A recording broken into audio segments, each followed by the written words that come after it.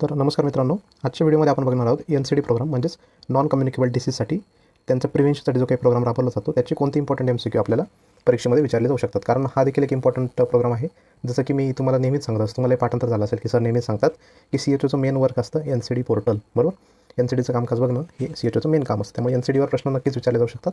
तर बघा, पहिलाच प्रश्न आपल्यासमोर आहे तो म्हणजे काय की national programme for the prevention and control of एकच मिनटं national programme for prevention and control of cancer, diabetes, cardiovascular disease आणि स्ट्रोक. म्हणजे या ठिकाणी तुमचे दोन प्रश्न कवर होते. आता बघा, याचा तुम्हाला शॉर्ट फॉर्म देखील विचारला जातो NPCDCS. ते म्हणू शकता की NPCDCSमध्ये कोणकोणते व्याधी येतात. ऑब्वियस आहे, this is the national programme for prevention control of cancer. ठीक आहे, त्यामध्ये कॅन्सर येतं, त्यामध्ये डायबिटीज आहे, C for cancer, D for diabetes, परत C जो आहे तो कार्डिओव्हॅस्क्युलर डिसीज आणि S फॉर स्ट्रोक. म्हणजे याच्यामध्ये तुमचे 1, 2, 3 आणि 4 डिसीज प्रामुख्याने येतात. ते म्हणजे एक आहे कॅन्सर, दुसरा आहे डायबिटीज, तिसरा आहे कार्डिओव्हॅस्क्युलर डिसीज आणि एक आहे स्ट्रोक. या व्याधींच्या प्रतिबंधासाठी हा NCD प्रोग्राम सरकारने राबवला होता. तर आता त्यांनी प्रश्न काय विचारला की हा प्रोग्राम लॉन्च कधी करण्यात आलेला होता. ठीक आहे, त्याचं उत्तर काय या ठिकाणी बघा, 2010.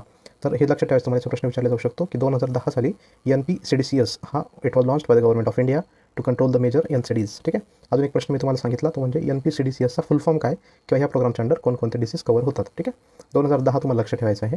पुढचा प्रश्न आहे तो म्हणजे काय, NPCDCS program is implemented under. आता ऑप्शन बघा, national health mission, Ayushman Bharat, national rural health mission की राष्ट्रीय स्वास्थ्य विमा योजना. तर हे तुम्हाला लक्षात ठेवायचं आहे. तर याचं करेक्ट उत्तर काय असणार आहे की NPCDCS program is implemented under. त्याचं उत्तर आहे नॅशनल हेल्थ मिशन. यालाच शॉर्ट फॉर्ममध्ये आपण काय म्हणतो, NHM. ठीक आहे, तुम्ही ऐकलं असेल. आता CHOचे फॉर्म देखील जे निघाले होते ते NHMच्या अंडरच निघाले होते, बरोबर. हे तुम्हाला माहिती आहे. त्यामुळे NPCDCSचा प्रोग्राम देखील कोणाच्या अंडर राबवला जातो, नॅशनल हेल्थ मिशनच्या अंडर राबवला जातो. तर हा देखील प्रश्न आपण कव्हर केलेला आहे. पुढचा प्रश्न आहे तो म्हणजे which of the following disease is not included in NPCDCS. हे ऑलरेडी मी तुम्हाला डिस्कस केलेलं आहे. आता बघा, याच्यामध्ये कॅन्सर आहे का, तर आहे. ठीक आहे, डायबिटीज आहे का, तर आहे. ट्युबरक्युलोसिस आणि स्ट्रोक, ट्युबरक्युलोसिस होता का, तर नाही, बरोबर. तर त्या ठिकाणी ट्युबरक्युलोसिस नव्हता, त्यामुळे ट्युबरक्युलोसिस इज द आन्सर, बरोबर. तर TB कुठे कव्हर करण्यात आलं, त्याच्यासाठी एक सेपरेट प्रोग्राम आहे तो म्हणजे नॅशनल TB इलिमिनेशन प्रोग्राम, बरोबर. तर त्याचा देखील आपण पुढच्या व्हिडिओमध्ये डिटेलमध्ये बघूयात. पुढचा प्रश्न आहे की population based screening for NCDs in India start from the age. हा देखील खूप इम्पॉर्टंट प्रश्न आहे. म्हणजे जेव्हा तुम्ही कोणी काम केलेलं असेल गव्हर्नमेंट सर्व्हिसमध्ये, तुम्हाला माहीत असेल की NCDचं जे टार्गेट असतं त्याच्यामध्ये कसं असतं की गावातल्या लोकांना फर्स्ट ऑफ ऑल तुम्हाला एनरोलमेंट करावं लागते. त्यानंतर एक स्पेसिफिक वयोगटाच्या पुढच्या लोकांचं तुम्हाला स्क्रीनिंग करावं लागतं. त्याच्यामध्ये कसं आहे की तुम्ही अज्यूम करा की प्रॅक्टिकल कॉन्सेप्टमध्ये की कोणत्या वयोगटातल्या लोकांना डायबिटीज होतो किंवा कार्डिओव्हॅस्क्युलर डिसीज होऊ शकतात, म्हणजे BP, हायपरटेन्शन असेल किंवा डायबिटीज, हे प्रामुख्याने कोणत्या वयोगटातील लोकांना होऊ शकतात. तर त्याचं उत्तर आहे 30 वर्षाच्यावर. त्यामुळे population based screening from NCD. तर NCDचं काम करताना आपण काय करतो, 30 वर्ष वयोगटाच्या वरील लोकांचं स्क्रीनिंग करत असतो. हे तुम्हाला लक्षात ठेवायचं आणि हा 100% प्रश्न विचारण्याचे चान्सेस आहेत. ठीक आहे, त्यानंतर आहे की स्क्रीनिंग अंडर NPNCD इन्क्लूड. हे तुम्हाला उत्तर लक्षात ठेवायचं आहे की याच्यामध्ये कशासाठी स्क्रीनिंग करायची तुम्हाला. तर डायबिटीज आहे, ऑब्वियस आहे. हायपरटेन्शन पण आहे का, आहे. ओरल कॅन्सर आहे. त्याचं उत्तर आहे ऑल ऑफ द अबव. ठीक आहे, पुढचा प्रश्न बघा या ठिकाणी काय, which frontline worker performs the NCD screening in the community. आता बघा या ठिकाणी याचं उत्तर आहे ऑल ऑफ द अबव, बरोबर. तर स्क्रीनिंग करत असताना ANM करणार आहे का, तर हो करणार आहे. कधी कधी कसं असतं, जेव्हा गरज पडेल ना, तर ANMला देखील घरोघरी जाऊन तुम्हाला स्क्रीनिंग करण्याची गरज असते. कधी तुम्ही कॅम्प आयोजित करतात, त्या ठिकाणी देखील लोक येतात आणि तुम्हाला स्क्रीनिंग करायची. स्क्रीनिंग करणं म्हणजे काय तुम्हाला सांगतो मी की फॉर एक्झाम्पल गावातील लोकांचं तुम्ही कॅम्प ठेवलेला आहे, त्या ठिकाणी BP तुम्ही चेकअप करत असाल, त्याचे शुगर चेक करत असाल, ह्या गोष्टी ज्या आहेत त्याला आपण स्क्रीनिंग म्हणू शकतो, बरोबर. तर ANM असेल, त्यानंतर आशा वर्कर. ANMचं फुल फॉर्म तुम्हाला माहिती आहे का, तुमच्या भाषेत सांगतो. ANM म्हणजे सिस्टर. ठीक आहे, ज्या आपल्याकडे सिस्टर वर्किंग करत असतात ना, ऑक्झिलरी नर्स मिडवाईफ्स त्यांना म्हणतात ANM, बरोबर. तर सिस्टर ज्या काय करतात त्या पण स्क्रीनिंग करतात. आशा वर्कर असतात आणि CHO हे कलेक्टिव्हली आपल्याला ते एफर्ट घ्यायचं असतं. ठीक आहे, पुढचा प्रश्न बघा काय आहे, which digital application is used for NCD screening in India. तर NCD स्क्रीनिंगसाठी एक सेपरेट त्यांनी गव्हर्नमेंट ऑफ इंडियाने एक ॲप बनवलेलं आहे, बरोबर. आता बाकीचे या ठिकाणी तुम्हाला सांगतो मी, निक्षय नावाचं जे ॲप आहे ते कशासाठी बनवलं, TB स्क्रीनिंगसाठी बनवलं, बरोबर. म्हणजे TB प्रोग्रामच्या अंडर निक्षय ॲप वापरायचं असतं. कोविडमध्ये काय ते लसीकरणासंदर्भात वॅक्सिनेशन रिलेटेड ॲप आहे. तर आरोग्य सेतू हे डिफरंट ॲप आहे आणि NCD ॲप आपलं NCD स्क्रीनिंगसाठी वापरायचं आहे. ठीक आहे, पुढचा प्रश्न आहे की which cancers are included in population based screening. याचं उत्तर काय बघा, याचं उत्तर आहे ऑल ऑफ द अबव. म्हणजे काय, तुम्ही पॉप्युलेशनची स्क्रीनिंग करत असता, त्यामध्ये कॅन्सरचा ओरल कॅन्सरही बघायचं आहे तुम्हाला, सर्वायकल कॅन्सर बघायचं आहे आणि ब्रेस्ट कॅन्सर देखील बघायचं आहे. या 3 गोष्टींचं स्क्रीनिंग तुम्हाला करायचं असतं. हा देखील खूप इम्पॉर्टंट प्रश्न आहे. कधी कधी याच्यावर काय होऊ शकतं ना की फाइंड ऑड मॅन आउट असं देखील तुम्हाला प्रश्न विचारू शकतं की खालीलपैकी कोणत्या प्रकारचं कॅन्सर स्क्रीनिंग तुम्हाला NCDच्या अंडर करायचं नाही आहे. ते लक्षात ठेवा, ओरल आहे, ब्रेस्ट आहे आणि सर्वायकल आहे. ठीक आहे, पुढचा प्रश्न आपण बघूयात, सर्वायकल कॅन्सरचं स्क्रीनिंग कशा पद्धतीने करतात. तर त्याचं उत्तर आहे की VIA टेस्ट. ठीक आहे, VIA टेस्ट म्हणजे काय, visual inspection with acetic acid. हे प्रायमरी लेवलला टेस्ट केली जाते. त्याच्या आता डिटेलमध्ये आपण काय जाणार नाही आहे. ठीक आहे, म्हणजे MRI किंवा CT स्कॅन नाही आहे किंवा पॅप स्मिअर देखील करायची गरज नाही, कारण हे प्रायमरी लेवलला आपण करत असतो, बरोबर. म्हणजे प्रायमरी लेवलला स्क्रीनिंग करत असताना उपकेंद्र लेवलला तुम्हाला माहिती आहे की पॅप स्मिअरची तपासणी होईल का, तर नक्कीच होणार नाही, बरोबर. MRI मशीन नसतं, CT स्कॅन मशीन देखील आपल्या लेवलला नसतं. त्यामुळे कशाने VIA टेस्ट, तर visual inspection with acetic acid ही टेस्ट तुम्हाला करायची आहे. ठीक आहे, पुढचा प्रश्न या ठिकाणी बघा आता काय की breast cancer screening method at HWC level. वरती आपण बघितलं की सर्वायकल कॅन्सरची स्क्रीनिंग करायची असेल तर कोणती मेथड आहे. त्यानंतर आता आहे की ब्रेस्ट कॅन्सरची जर तुम्हाला स्क्रीनिंग करायची असेल तर आता HWC लेवल म्हणजे काय, हेल्थ अँड वेलनेस सेंटर लेवलला, उपकेंद्र लेवलला तुमच्याकडे मॅमोग्राफी असतं का, तर नाही, बरोबर, मॅमोग्राफी तुमच्याकडे नाही. त्यानंतर तुमच्याकडे MRI आहे का, तर नाही, MRI नाही. अल्ट्रासाऊंड असतो का, तर नसतो, बरोबर. त्यावर राहिला प्रश्न क्लिनिकल ब्रेस्ट एक्झामिनेशन, म्हणजे क्लिनिकली तुम्हाला एक्झामिन करून ठरवायचं असतं की तो ब्रेस्ट कॅन्सर असेल का. म्हणजे फक्त क्लिनिकली बघून तुम्हाला कळणार नाही की लगेच तो कॅन्सर आहे की नाही. पण तुम्हाला जर वाटलं की ते स्वेलिंग आहे, गाठ आहे, तर तुम्ही हायर सेंटरला रेफर करायचं आणि त्यानंतर मग ते मॅमोग्राफी असेल किंवा पुढच्या ॲडव्हान्स ज्या टेस्टिंग असतील त्या करतात. ठीक आहे. आता बघा हायपरटेन्शन इज डायग्नोज्ड म्हणजे BP, म्हणजे किती BP असलं की आपण त्याला हायपरटेन्शन म्हणावं. तर या गोष्टी तुम्हाला माहिती आहे, बेसिक एकदम. त्याचं उत्तर आहे की 140/90 वर असेल किंवा इक्विव्हॅलंट असेल तर त्याला म्हणायचं असतं. ठीक आहे. पुढचा प्रश्न आहे, हा देखील सोपा आहे की या त्याला डायबिटीज जर तुम्हाला म्हणायचं असेल तर त्याची रँडम ब्लड शुगर किती असावी. त्याचं उत्तर आहे की more than or equal to 200 mg/dl. ठीक आहे. म्हणजे 200 जर तुमची साखर असेल किंवा त्याच्यावर असेल तर तुम्ही त्याला डायबिटिक असं म्हणू शकता NCD स्क्रीनिंगच्या मध्ये. ठीक आहे. हे गव्हर्नमेंट प्रोटोकॉलनुसार आपल्याला त्यांनी मानांकन दिलेलं आहे. त्यानंतर हेच डायबिटीज तुम्हाला फास्टिंग ब्लड शुगर करायची असेल तर ती more than or equal to 126 mg/dl. म्हणजे या ठिकाणी आता दोन लगेच कंपेअर करा तुम्ही. एखाद्या व्यक्तीस तुम्हाला फास्टिंग शुगर जर तुम्ही केली ती 126पेक्षा वर गेलेली असेल तर तो डायबिटिक म्हणायचा आणि रँडम शुगर 200च्या वर असेल तर तो डायबिटिक म्हणायचं असतं. आता रँडम शुगरमध्ये कसं असतं की पेशंटने काही खाल्लेलं असेल, गोड असेल किंवा बाकी नॉर्मल जेवण जरी केलेलं असेल, शुगर स्पाईक झालेला असतो, त्यामुळे त्याची व्हॅल्यू थोडी मोठी लिहिलेली आहे. ठीक आहे. पुढचा प्रश्न काय, major modifiable risk factor for NCD.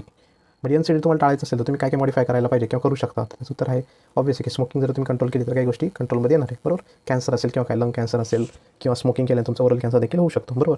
Physical इनॅक्टिव्हिटी, म्हणजे तुम्ही जर काही कामच करत नसाल, नुसतं झोपून राहता, एका ठिकाणी बसताय, त्याने काय होईल, तुमची ओबेसिटी वाढेल, तुम्हाला डायबिटीज होईल, त्यानंतर तुम्हाला BPची तकलीफ होऊ शकते. अनहेल्दी डाएट आहे ऑब्व्हियसली, सगळ्या गोष्टी तुम्ही टाळू शकता जेणेकरून तुमचा they are modifiable risk factor for the NCD. ठीक आहे.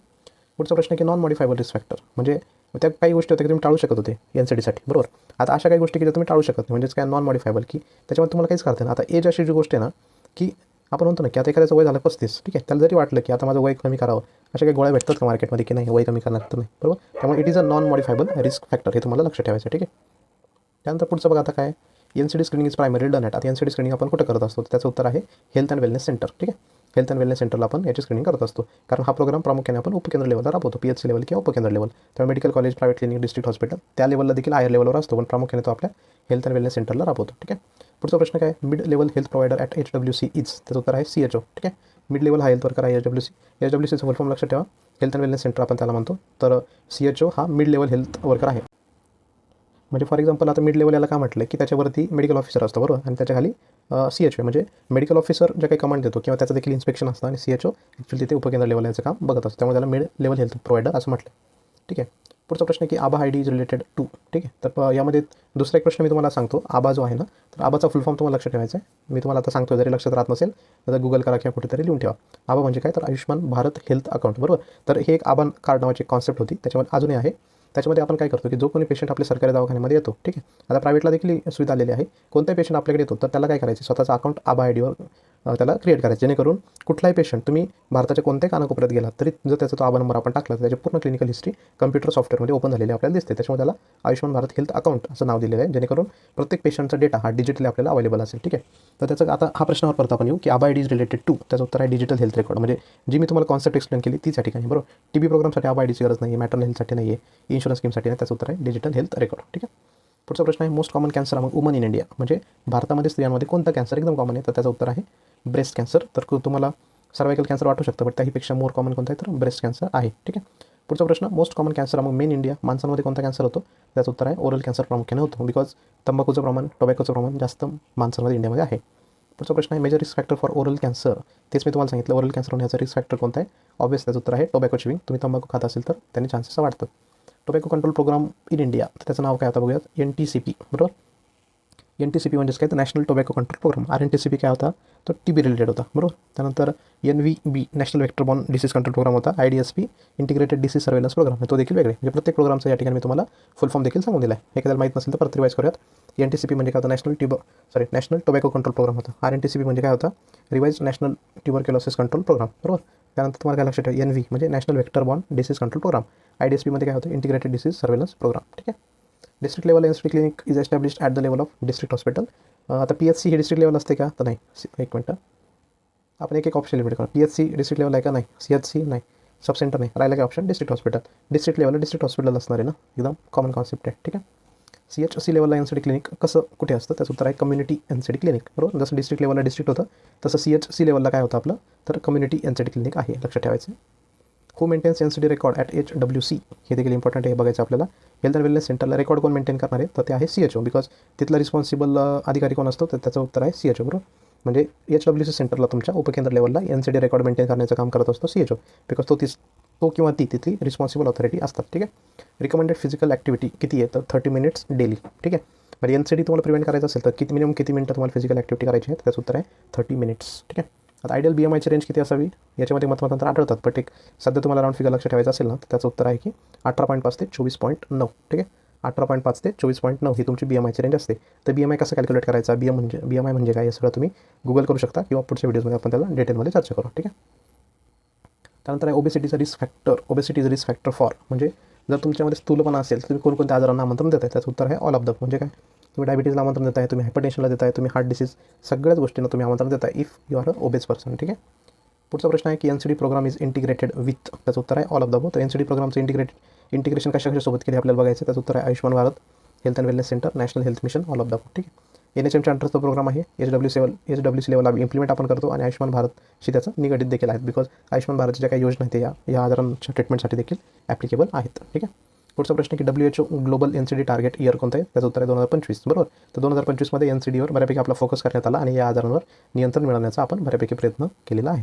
तर अशा पद्धतीने आपण आजच्या व्हिडिओमध्ये पूर्ण डिटेलमध्ये NCD कव्हर करण्याचा प्रयत्न केलेला आहे. याही व्यतिरिक्त NCD अजून खूप मोठा कॉन्सेप्ट आहे, परंतु CHO एक्झाम लेवलला तुम्हाला याच डिफिकल्टी लेवलचे प्रश्न विचारले जाऊ शकतात. त्यामुळे सध्या तरी तुम्हाला याच्यावर फोकस करायचं आहे आणि एकदम ज्या काही म्हणतात ना की फ्रिक्वेंटली आस्क्ड क्वेश्चन्स आहेत ते आपण आता एक व्हिडिओ लेक्चर सिरीजमध्ये कव्हर करत आहोत. तर पुढच्या व्हिडिओमध्ये अजून एखादा इम्पॉर्टंट टॉपिक आपण घेऊयात, तोपर्यंत तुम्हाला स्टडी करत राहायचं. ठीक आहे. आणि अजूनही जर तुम्ही CHOचा आपला टेस्ट सिरीज जॉईन केलेला नसेल तर खाली दिलेल्या व्हॉट्सअप नंबरवर तुम्हाला कॉन्टॅक्ट करायचं, जेणेकरून तुम्हाला CHOची टेस्ट सिरीज तुम्ही जॉईन करू शकता. ठीक आहे. थँक्यू.